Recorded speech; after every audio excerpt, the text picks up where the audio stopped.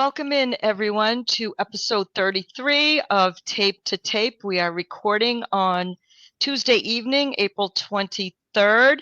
I will be your host tonight. I am Maria from Watertown.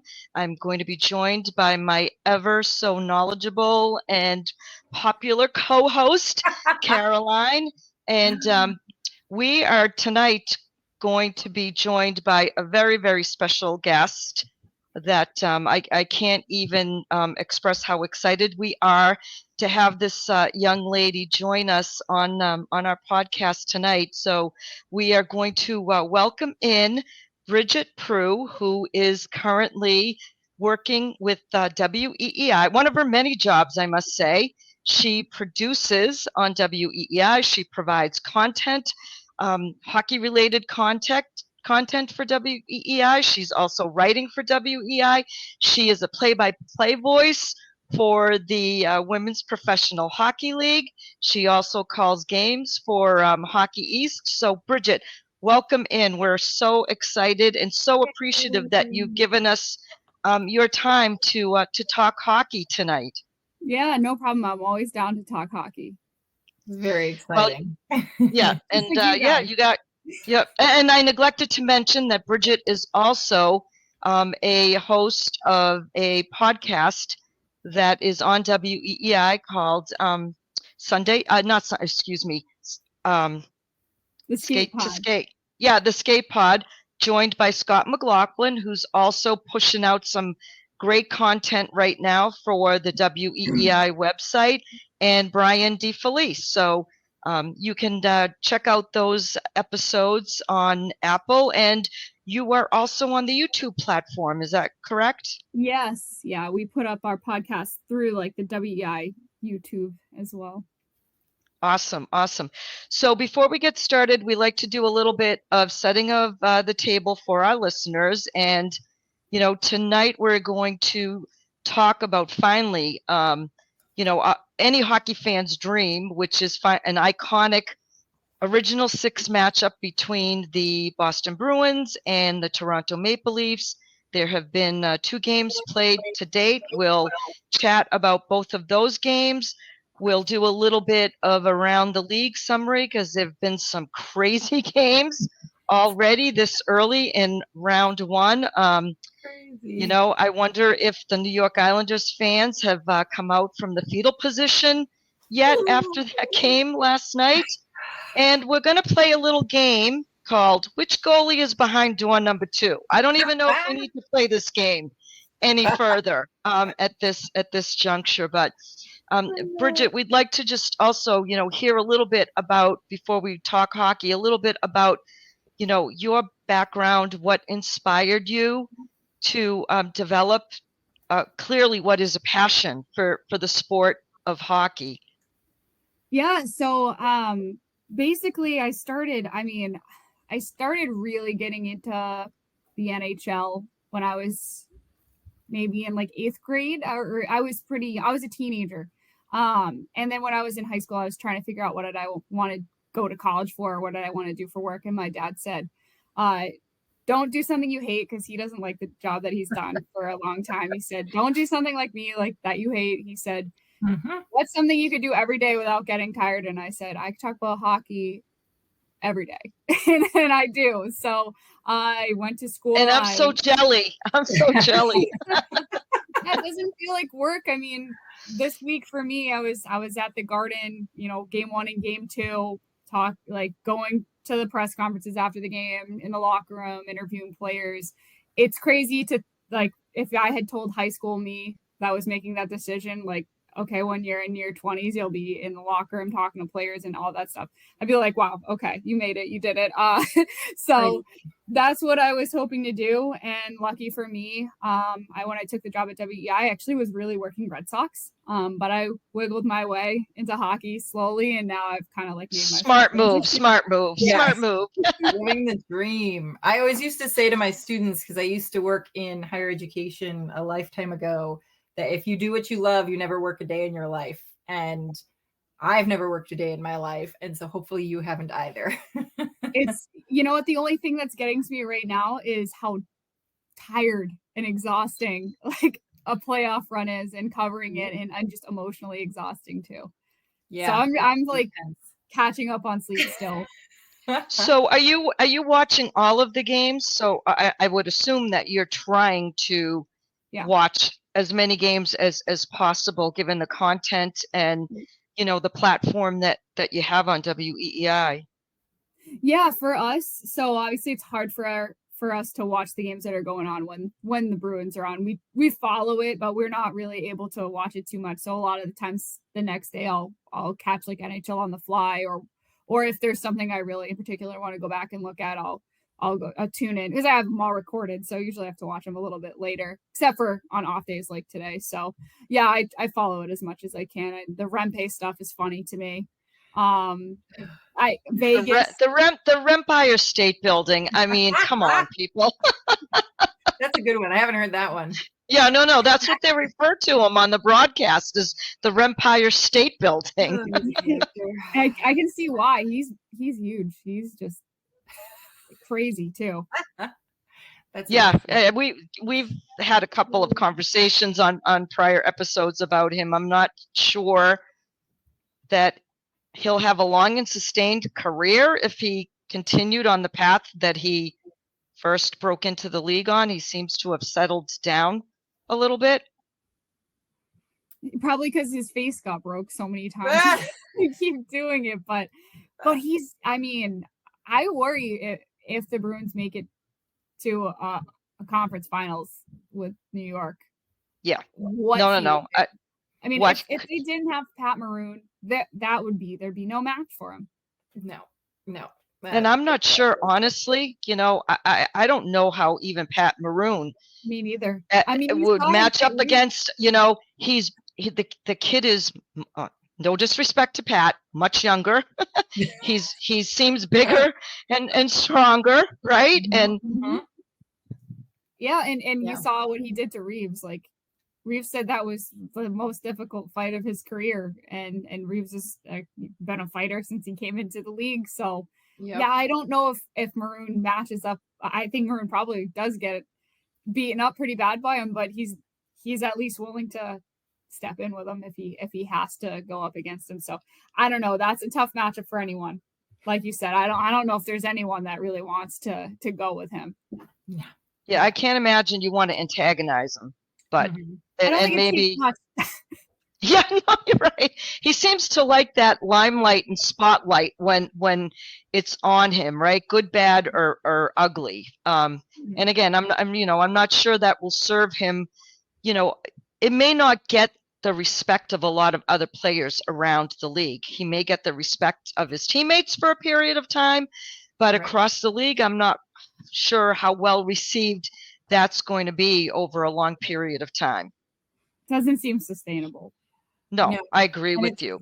It's a completely different league than when Brad Marchand tried to break in and make a name for himself, right? I mean, granted, Rempe is obviously a much bigger guy, and I don't know what his actual skill or talent level is out on the ice. If he has it, I don't fault him for trying to make a name for himself and get people talking about him, because we're doing exactly what he wants, right? We're talking about him. Yeah, well, I mean, the reason that he got he got Madison Square Garden going the other day is because he scored.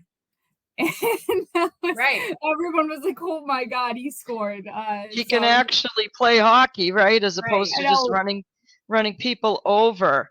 Did he just tap a puck in front of the net? Yes. Yes. But he did score. So. But he did score. So it still counts, right? As Jack always used to say, it doesn't matter how pretty; it only matters how many. Exactly. That's his first.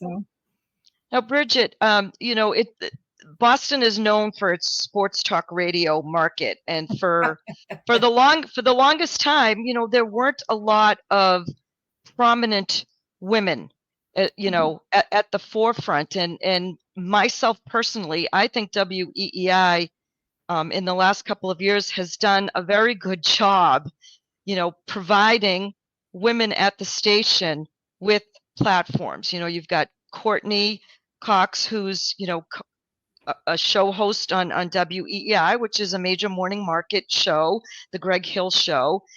You've got Megan Ottolini, who, before joining WEEI was, had a good writing career and was also providing content, I think, for NBC Sports Boston.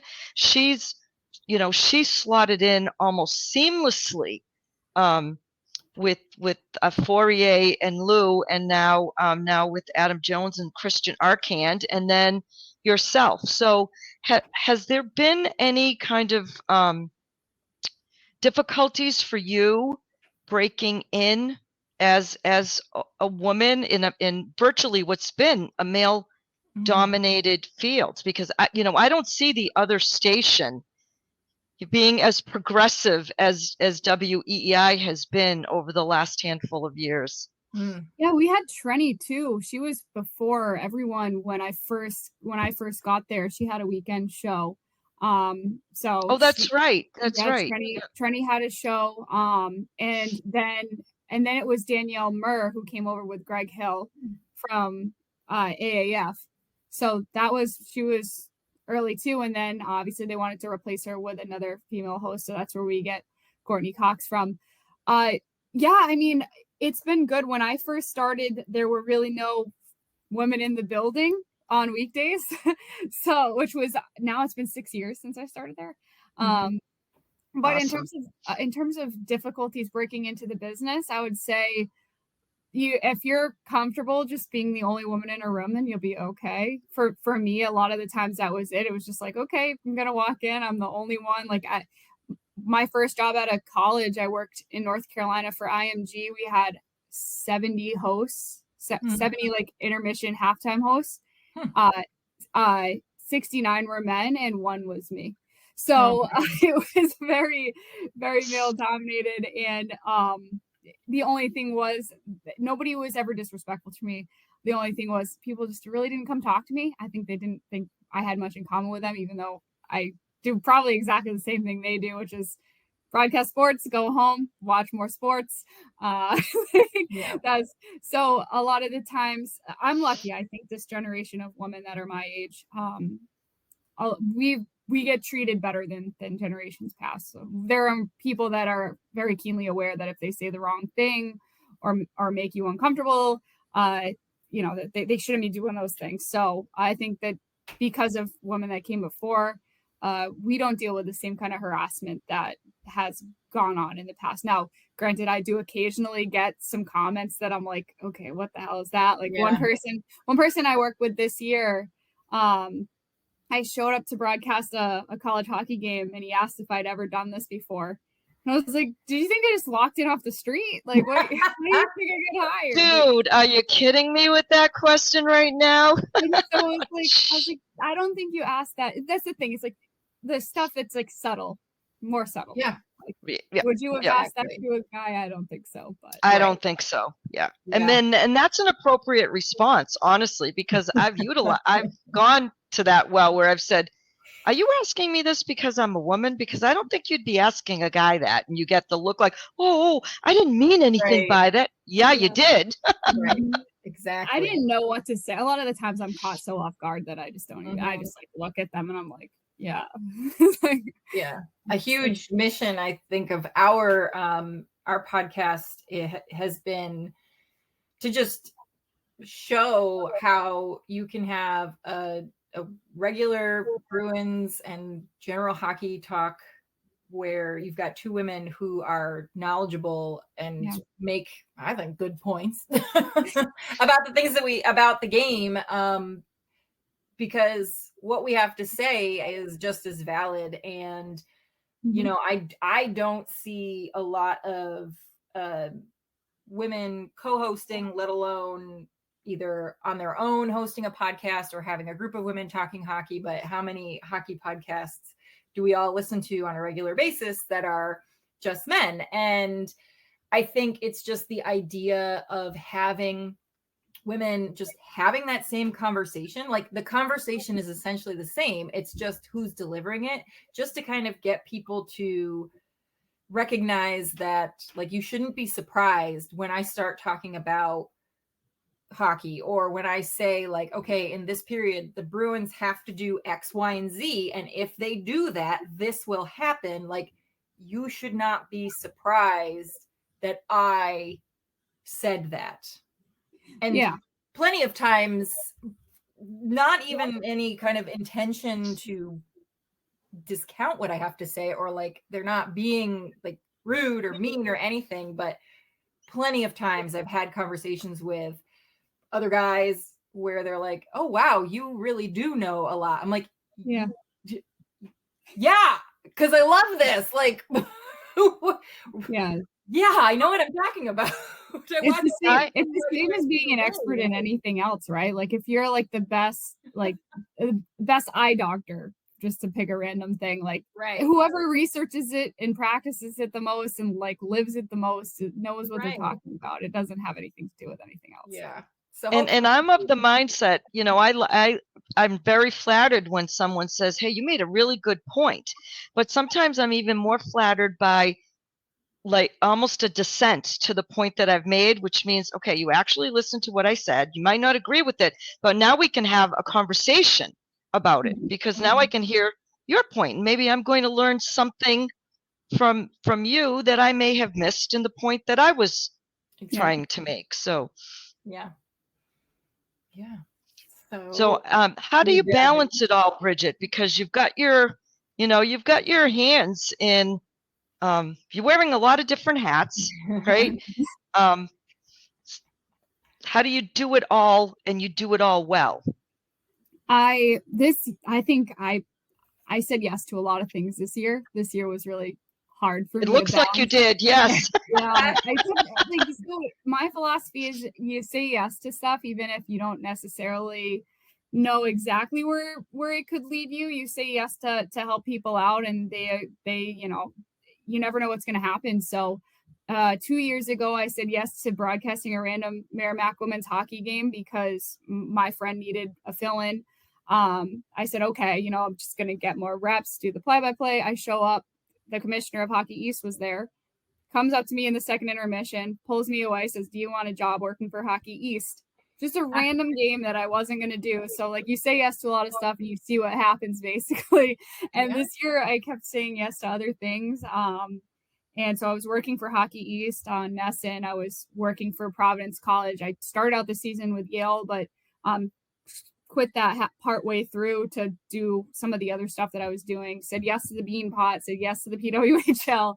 And then all of a sudden I was like, I have no time to even think about anything else. Like and then by the way, this is all during Bruin season. So it was a lot going on for me. And I hit like some serious fatigue in the spring. Like March was I was pretty fatigued by then. And I still am pretty tired, but I just kind of lived day by day, got what I needed to get done each day, and then all of a sudden here we are in the spring. So well, I happened to catch some of your PWHL broadcast. I think it was a week ago. You are a natural.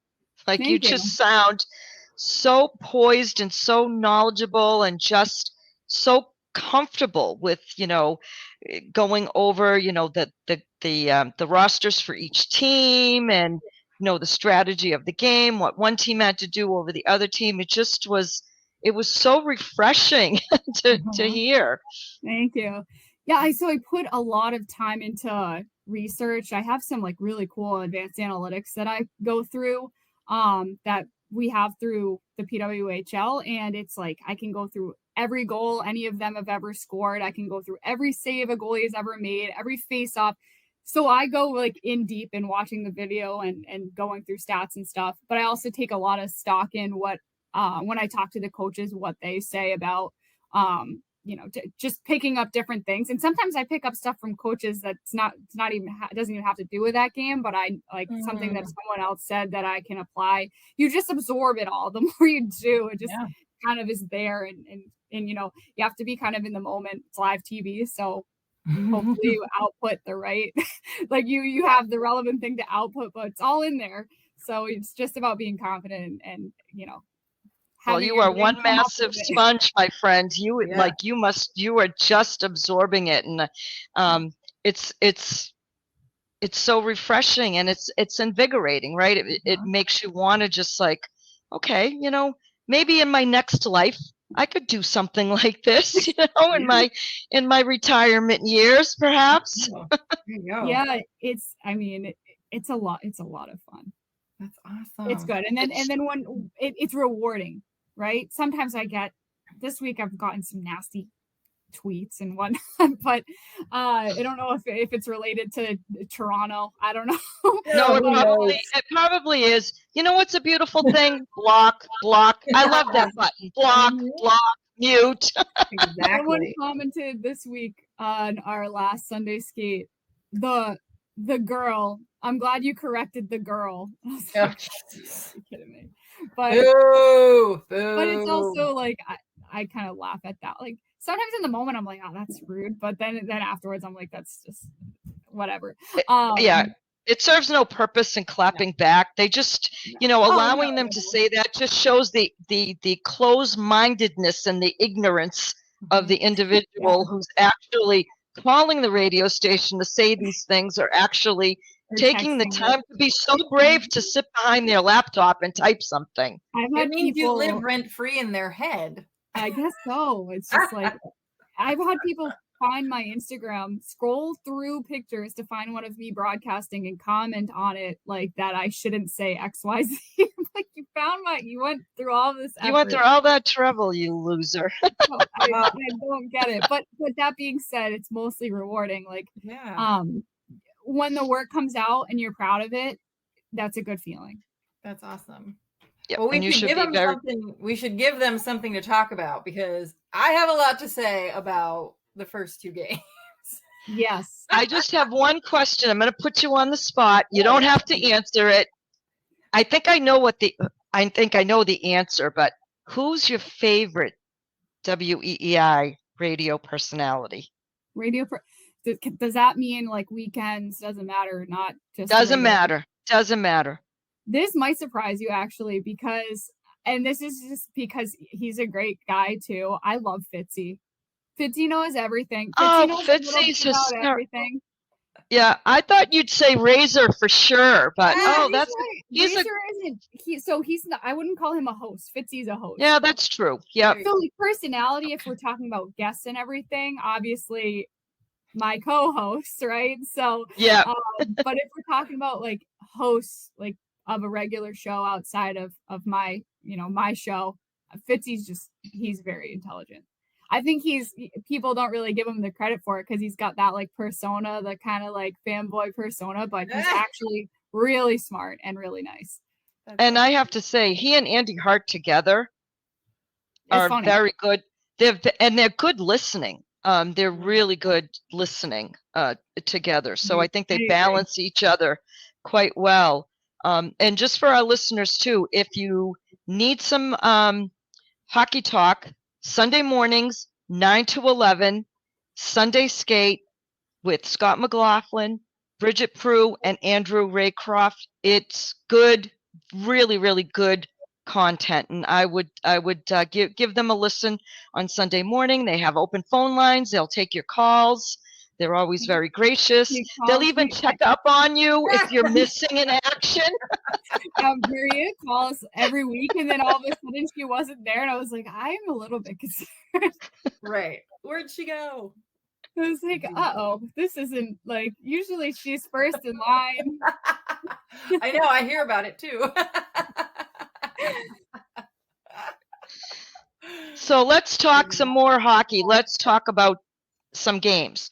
Yeah. So we had a game on Saturday night between the Bruins and the Maple Leafs, and that was a 5-1 win for the Bruins.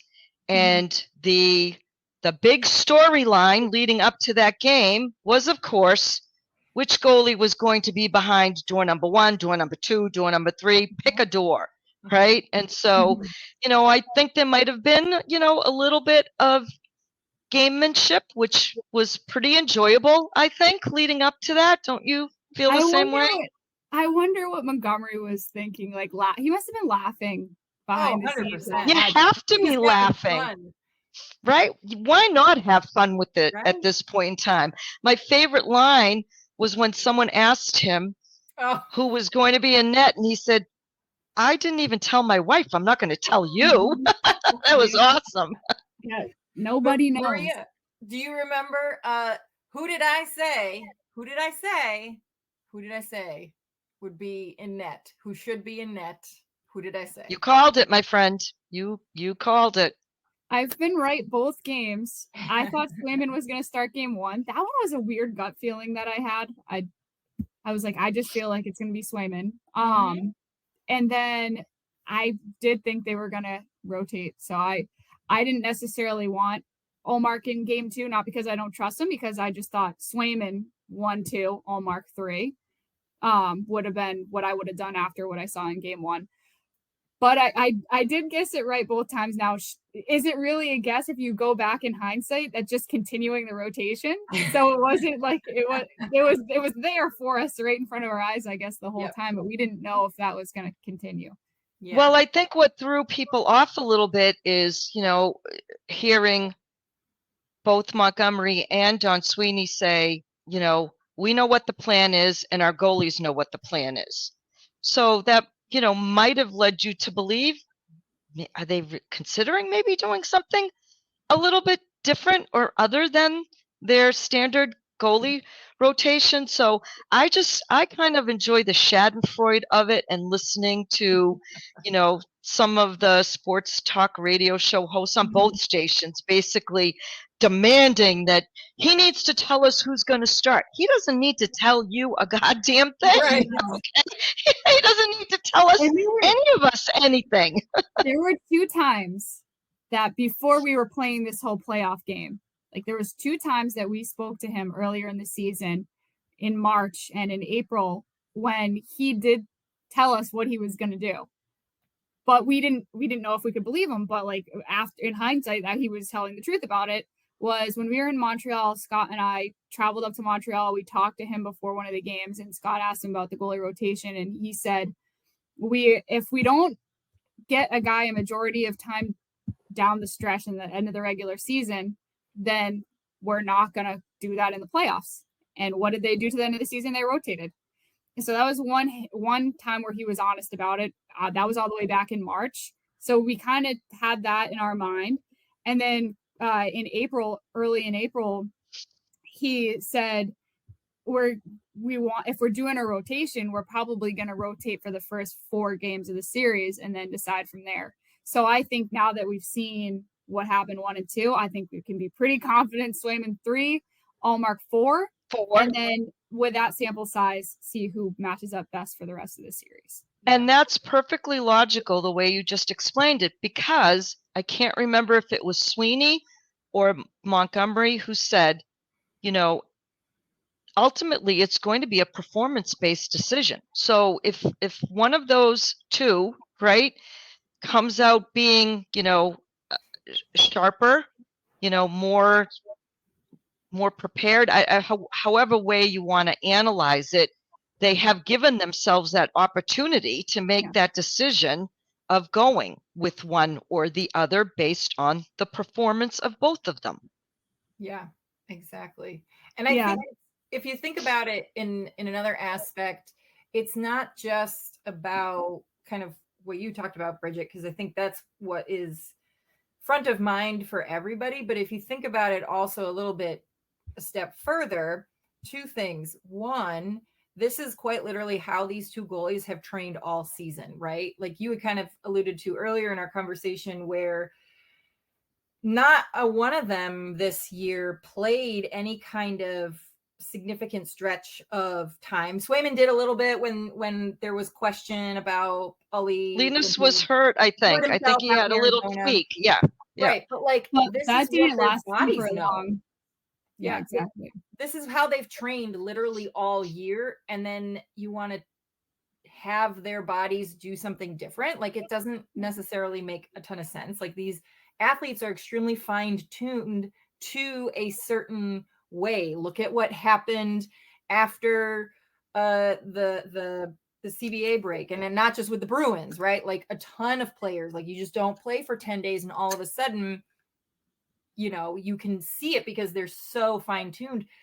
But then the third thing is because we have this two phenomenal goaltenders who are essentially equal in their skills and what they bring, this is phenomenal gamesmanship, because now you're forcing your opponents to do twice the homework, because they, are preparing for a game, but they don't know who the goalie is necessarily going to be. So now you have to build two, lineups potentially based on who's in net. And it just complicates their preparation just a little bit more. Like, yeah, and you wonder if that would have changed the outcome of a series last year, basically. Exactly. Well, and I think that might be right. And I was very vocal and critical of, some of Jim Montgomery's, not just the goalie lineup decisions, but some player lineup decisions during the course of that Panther series, where I thought, what you're overthinking what you're doing here. Just go with what got you here. Exactly. And well, you see that this year they're trying to not make the same mistake. Yes. Right? Yep. And I think that in next game, even though the Bruins lost, I think that Montgomery might do the same thing that Sheldon Keefe did, which was keep the lineup exactly the same, minus the Peeke injury having to change out probably Weatherspoon. Yeah, we'll talk about that. Yeah, I think that he'll probably keep it the same and say, guess what? You just need to work harder. You just need to do better. Like, we're not, if you think this is the personnel that we want, but you guys got to do X, Y, Z better, put out a better effort. And I think that there's confidence behind that. Players feed off that confidence. There was times last season in the postseason where I thought that by moving so many pieces, he was showing that he didn't trust what he had, even though he had probably the best team in history. And maybe he didn't trust himself. That was a big spot for him to be in. That trickles down. It does. It does. You have to feel. You have to have a coach that's confident in you, and it. I felt there were a lot of things in that series that, if he had stuck with what everybody was expecting, or at least like stuck to a better plan, or more solid plan, then he would have had a little bit of different confidence level in that series. And also, like, goaltending, you can't just go to your other goalie and just game 7. Right. Yeah. I mean, he's been sitting there with no game action. You're putting all so and that's the point, actually, is you think about it, is you're giving them both regular action, so that way if you do end up wanting one of them for games 5, 6, 7, and you want to commit to one, that both of them have been playing at that high level, so they're not getting rusty sitting there on the bench.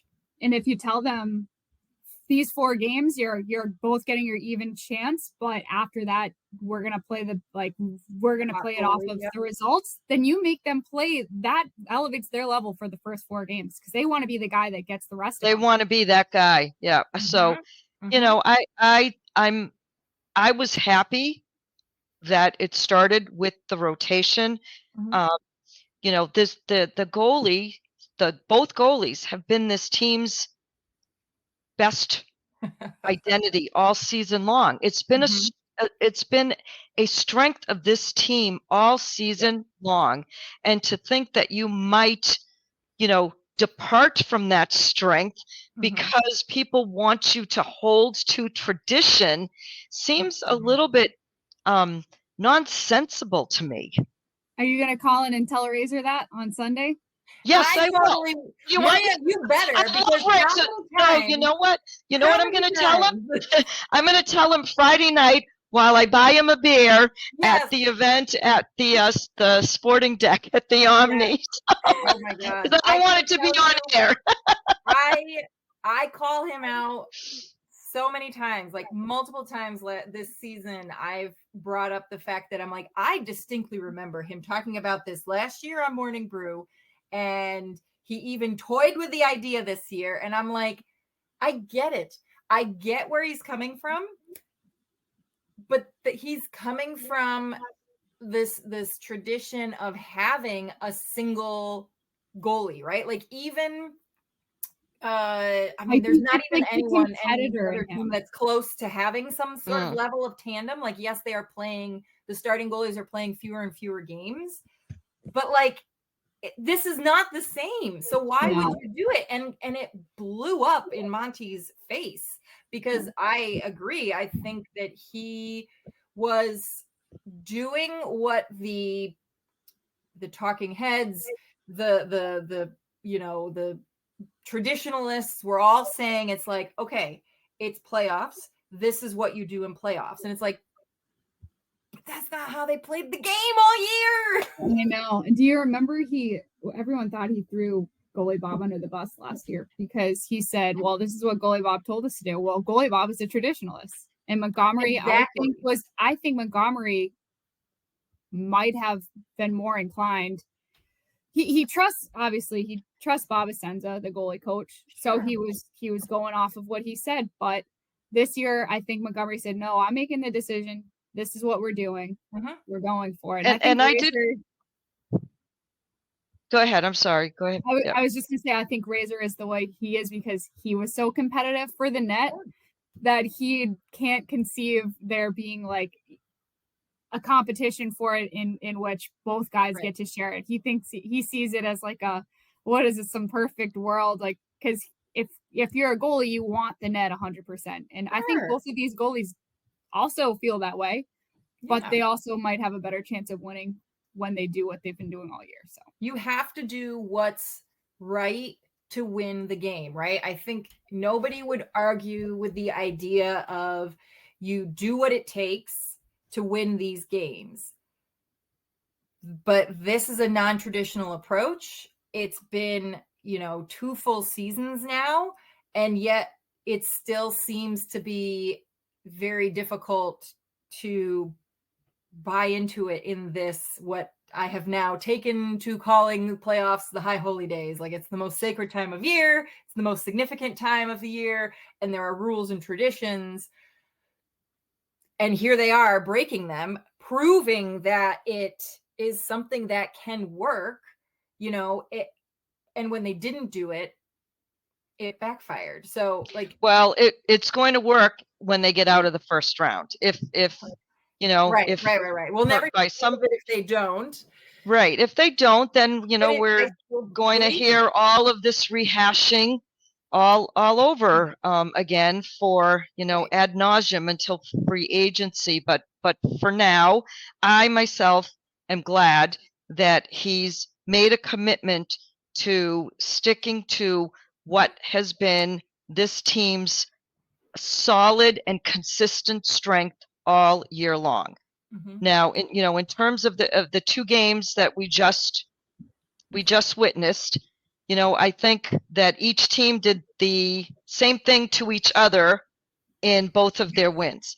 The Bruins forecheck in game 1 was absolutely phenomenal. Their defensive structure was pretty solid. They did a good job of, clean breakouts. Their penalty kill was a strong point. John Beecher, first playoff game, first goal. I mean, how good is that? And it just seemed that once they got that first goal, they weren't going to relinquish the lead to the Maple Leafs. So, I'd like to hear from each of you what your pros and cons were with respect to that first game. Yeah. well, I mean, it was an entertaining game for sure. So good. I would say the playoff nerves, like, it's funny because like I'm there covering the team, being impartial. Obviously, we're with Boston the whole year. But like playoff nerves, I forgot how like I was gonna get up there and just have a sinking feeling inside me every time like someone shot something off the post, and it was like, oh my god, that's right. This is like, it feels like life or death sometimes up there. Game 1 felt like that because the Bruins got the Beecher goal early, and then they shot like 3 pucks off posts, and it's just like, okay, this should have been times where they extended the lead. Caroline's nightmare, yeah, the post, the ringing of the post. Well, you're Did you kidding think me? It's like at least 5 times for the Bruins and it was 1 a for lot? Toronto. but at the same time, Swayman made so many good saves that Toronto He fans was were locked probably in. thinking, Yep. like early on, Toronto probably thought they should have been leading 2-0, and then like beat your scores, and then so it could have been an even higher scoring game than it was.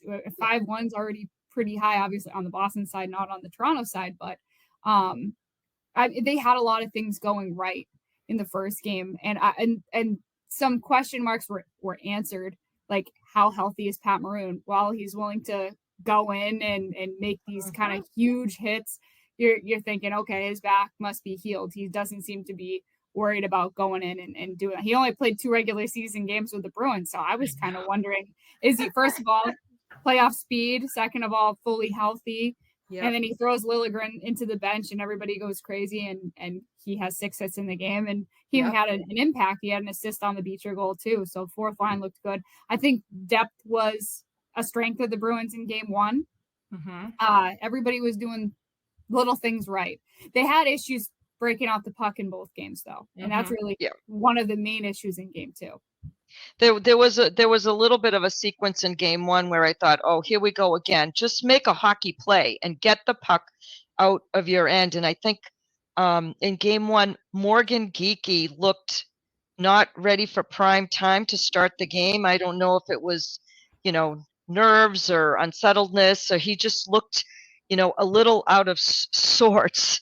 Particularly, when you're wanting him to play a little bit of a defensive structure in our own end. But I think he got a little bit, he got more comfortable and better as the game went on. And I thought he had a solid game last night. In game 2, he was even better.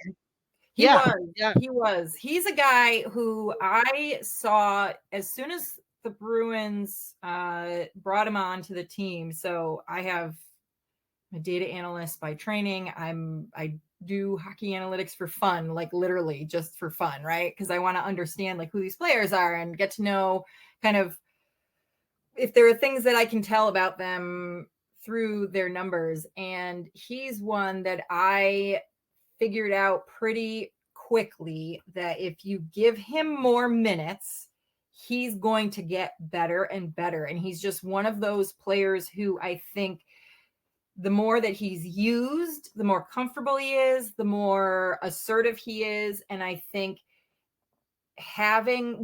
not having been in a high profile playoff situation with regular numbers, he was kind of underutilized out in Seattle because he was kind of like a fourth liner, not getting a ton of minutes, and they had a ton of talent ahead of him in Seattle. And then he was in Carolina where he had better numbers because he played more time and he had some playoff experience. But like this was like going from community theater right into Broadway, right? Like it's the Bruins, the 100th season, Toronto Maple Leafs, like I can't even imagine the intensity he was feeling. And it's completely understandable that, he kind of made some questionable decisions, but, we all are nervous on the first day. And as I was hoping to see after having that exposure to the environment, spending time in it, he was per his usual self. It was business as usual for him. And so I was really glad to see that because I've been rooting for him this season because I think there's so much there, and he certainly has delivered in spades for the Bruins. Yeah, he was a great addition. And he is a strong centerman. You see him take the face off for the Pasternak goal at the end of the second period. Montgomery, 10 seconds left, or just about 10 seconds left. Montgomery says, who do I want to take this face off? Offensive zone face off. He goes to Morgan Geekie. And he puts him out there with Zacha, who is capable of taking face-offs too. But he said he wants Geekie to take the face-off, and he wins it. And then next thing you know, 3 seconds later, puck's in the back of the net because Pasternak is able to make a play with 7 seconds left in the period. And you're like, okay, wow, Geekie did exactly what he had to do there. Yeah, Geekie scores on the power play. He's a very smart player. He can play pretty well with most people. in terms of his stats before he came to Boston, one of the ones that because Scott loves his analytics too. One of the ones he was preaching in the beginning of the season was, if you look at the points per 60 minutes of Geekie in Seattle, he actually really ranks very highly, but he just only played 10 minutes a game. So his actual point numbers were low, but points per 60 minutes would have been very high. So the more, basically the idea is if you give him more time, he'll have more points and you put him in the right situation. And I've actually really thought he's a very smart hockey player. In my interactions with him, he's also a nice guy. So definitely think he's an intelligent hockey player that can figure it out. Yeah. I mean, other than Linus, who was, as Montgomery clearly said, was the Bruins' best player last night, I thought Morgan Geekie had a solid game, even though it was a loss. So, what my question to each of you is, what do the Bruins need to do to generate, or how are they going to generate some 5-on-5 scoring opportunities? Because, that defense of Toronto and their goaltending is still suspect.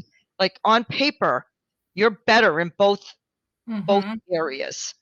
And, you've kept, I think it's the second highest scoring team in the league, down to how many goals in this game? One in game one.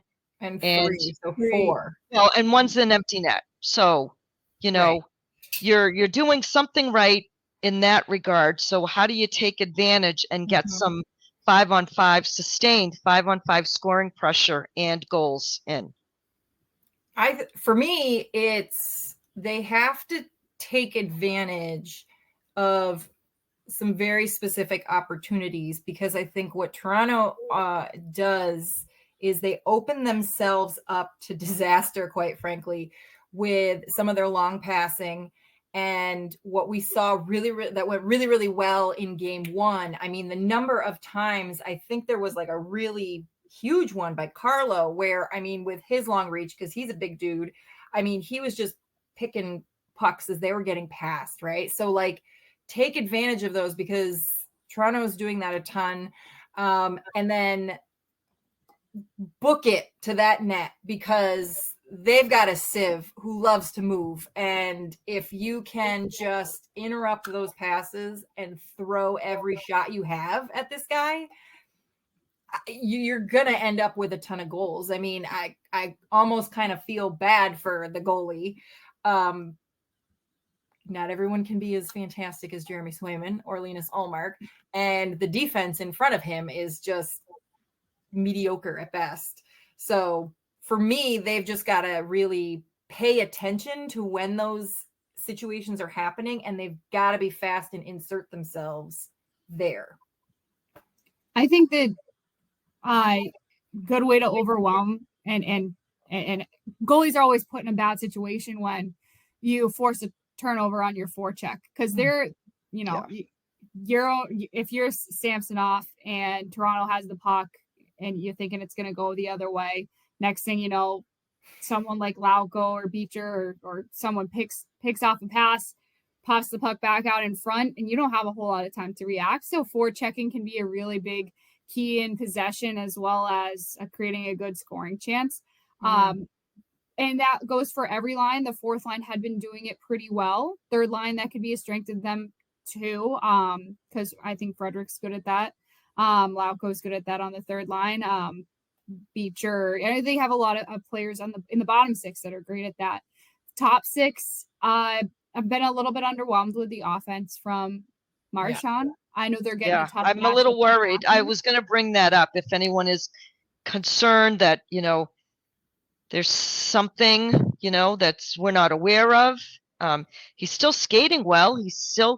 He doesn't seem to be able to sustain those prolonged period of times with keeping the puck on the end of his stick and cycling in the offensive zone. So I wonder if something's going on. I personally have not heard anything about an injury. Okay. But it is hard to explain, right? Because we've seen what we've seen from him for a long time. He's been a little bit of a streakier player this year than he has in the past. He's been a little bit more consistent. Usually he plays great against Toronto, so I doubt he's gonna go the whole series without scoring or being more part of the offense. But yeah, he's someone that in a playoff series you need at least a little bit of production from him, because Jake DeBrusk isn't going to score 2 goals every game, and Johnny Beecher isn't going to score every game. Yeah. And Pasternak, that was a great goal that he put in, but I think that 5-on-5 and through a majority of that game, he was pretty well taken care of and well covered. Double teamed, yeah. So he only had, I think, 3 shots on goal, if I'm not mistaken, whereas Austin Matthews had 9. Yeah, that line shots didn't on have goal. a lot of shots. I think they had 5 total shots. Yeah. 5, yeah. So we all saw Andew Peeke to get injured. It took us a while to find out what was going on, or to even know that he wasn't even on the Bruins bench. And so, how do each of you feel that will that personnel will be addressed with the Bruins? Because we all know why Shattenkirk was in the lineup, and that was to get the power play going, and the power play has been a little bit going. No, it has been a little bit better. But my concern is having, defensive units that have both Shattenkirk and Matt Grzelcyk trying to defend against the talented and speedy forwards that the Maple Leafs have. Mm-hmm. So I can start with just saying what the update was today from practice, because Peeke, as of last night when I asked Coach, he said they didn't have an update, which is very par for the course for right after the game. But this morning they said he's week to week, which is once again my least favorite designation, because it could mean he could be back by the end of the series, or he could be back never. Like not till the next season. So unfortunately, taking a puck to the hand, pucks beat hands a lot of the time. Like if we're doing rock, paper, scissors, but with a puck versus a hand, puck wins usually. So he has a week-to-week injury, they said. Forbert has been taken off long-term IR. Lori was recalled. They said Forbert's not going to play in game 3 and is considered day-to-day, even though he did play 2 games in Providence. So I feel like the real option is Wotherspoon. But that's, I think, what makes sense to me. But who comes out? Do you take Shattenkirk out? No, I think they probably go with Wotherspoon and Shattenkirk as the pair. As the I think so too. That would be my assumption, because are they both lefties? Both righties? No, so if you put Wotherspoon in, Shattenkirk will be able to go back to his natural. Oh, true. He's been playing his offside with Peeke. So offside, yeah. Right. Back to what he's more comfortable with. So. Yeah, I think that Wotherspoon is the natural next one up, because I think he's been a better overall defenseman over like Lowry. He's a little bit older, a little bit more experienced to some degree. He's more physical. Yeah, he just has a little bit more to offer. I certainly wouldn't. For me, the idea of Forbert coming back in is, a little bit premature, because he hasn't played at this level in weeks, right? Like, yes, he was a great PK guy, but like he hasn't played that role at this level in a really long time. He, like you said, he's only had the 2 games back. I just think, Wotherspoon's been in more recently. He's been part of everything more recently. It makes so much more sense, even if he maybe isn't the most ideal, but he's the best option. And I don't mean that in any kind of deprecating way. I think it's going to be fine. I'm going to be the optimist. I'll be the optimist. I'll be the one who's. I think Look, Weatherspoon, mean, I think Weatherspoon would have already been in if not for the need to get Shattenkirk on the power play. It probably would I have agree with you. I think so Yeah, too. I was I a agree little with you. surprised he hadn't been yet, but yeah. Well, And now I he like probably- Forbort, you know, but he's not the most fleet of foot.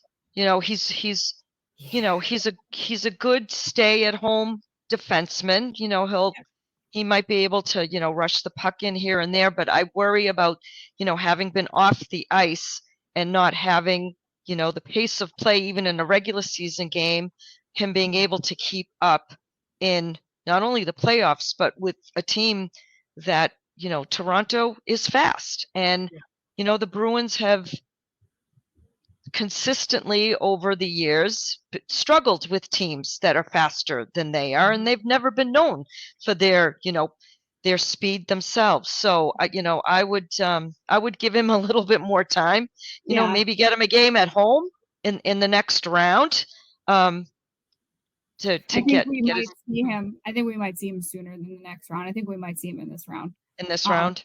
Honestly, I think we might see him in this round. Because Peeke, if you think about the role that Peeke played, a huge asset was his power play, his penalty kill. PK, yeah. So same with Forbort. Yeah. And the hope is Forbort got 2 surgeries. One was, we believe, one was lower body, probably groin. That's what and then one was upper body. So maybe getting surgery on that makes him faster than he was before if he's fully healed. Potentially right? his speed could be improved. Yeah. I mean, that's kind of what happened with Marchand when he had the hips surgery, because he had to, because of his range of motion with the actual crossing over when skating was significantly hampered. So it's Charlie Coyle a few seasons back had to get surgery on his knee, I believe, and he was much, you could see his range was better the next season. So he's been, you hope that, I mean, that's the goal of the surgery. Right. So as long as he's healed enough, you think he might actually be a little faster than when he left. And speaking of Charlie Coyle, that was an area of weakness in the game last night. He was not very good in the faceoffs last night. He had a great deal of difficulty. He was buzzing. That's the other thing. I know he was buzzing. He deserved a goal. I believe was it last night's game? He hit a post, or maybe he hit the post probably that night when everyone was hitting the post. His line for a good stretch. I mean, that was what was so particularly frustrating about last night's game. You know, so for the penalty box for me was, in spite of having those moments where, my God, were they cooking? They could not convert. And it was driving me bonkers because I don't understand it. Like, the chances were there. The shots were there. Why didn't it go in the net? The guy is not a spectacular goalie. It shouldn't be this hard. Sometimes it's it's cliche, but puck luck. Yeah. It's a game of bounces, and sometimes it goes your way and sometimes it doesn't. Especially at the Garden, pucks bounce off the stanchions and the boards. Those boards are horrendous. Like, at least they should be hometown bounces, but we don't even get those with those, you know, crappy boards in there.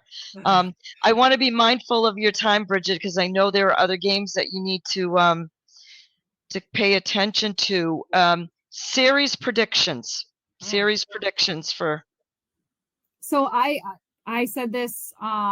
My official series prediction is that Bruins in 6. I think it's going to be a long series. I think I don't see it ending in 5, which it would have to take now, right? There's no sweeps are off the table.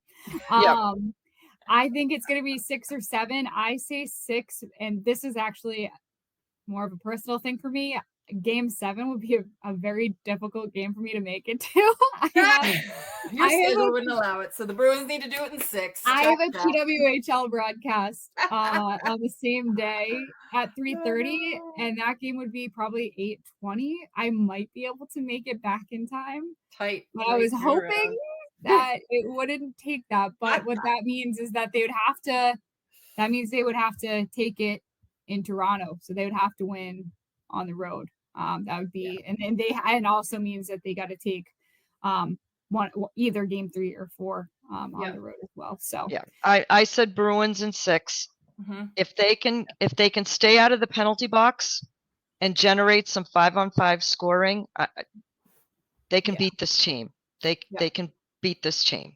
Yeah, I had the same prediction. I think we're all kind of on the same page that the way that the Bruins have played against Toronto all season, yes, playoffs are different. However, a lot of the issues that I see with Toronto have not been addressed. A lot of their holes, I think that when Boston is turned on and plugged in and ready to go, they're unbeatable. And the team that I saw play on Saturday night was that team.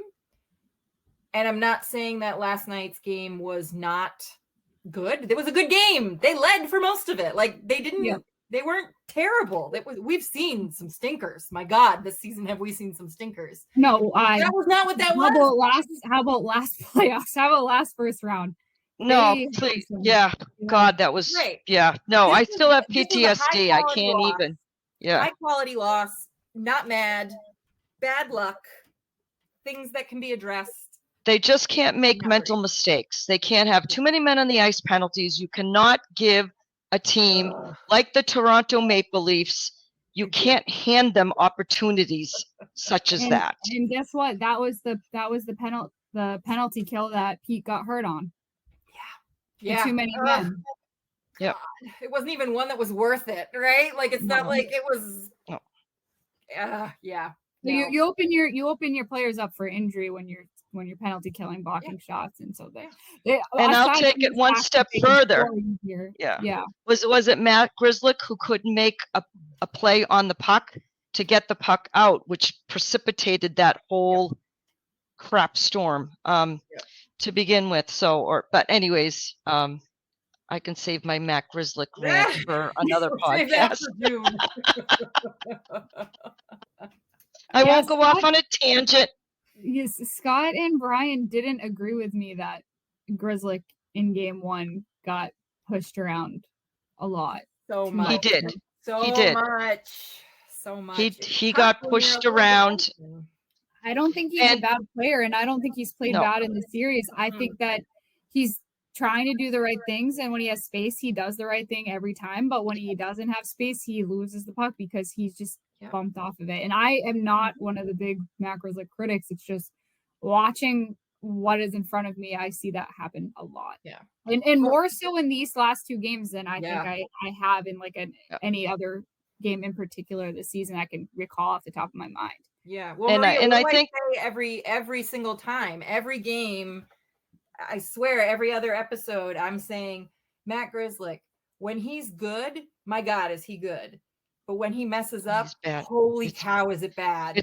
It can be like costly, monumental, costly mistakes, or like you said, he gets just bounced around, and then it's all of a sudden this significant hole that has developed. It's just bad luck, It's usually on like a defensive zone breakout too. So then when you turn the puck over at your own defensive blue line, it comes back at your goalie real quick usually. That's when it's a problem. And we've all seen past playoffs where the opposing team has targeted his side of the ice. Now, he, to his credit, in last year's series against the Panthers, he played well. He played well, and he held his own. But my fear is what I've seen over these first couple of games is kind of that old, here we go again. They're going after him, and he's, I don't want to say caving, but he's not able to sustain the battle and win the battle that he needs to win. Yeah. I don't think he's coming out though. I think No, that, I agree with you. no. Yeah, he's not coming off. No, he's too No. good. He still has that talent, that skill that they need. yeah, they trust him more than they trust WEEI. So Oh God, please. no. Oh, I love to pass to the opponent. So Yeah, no. he still has some seasoning.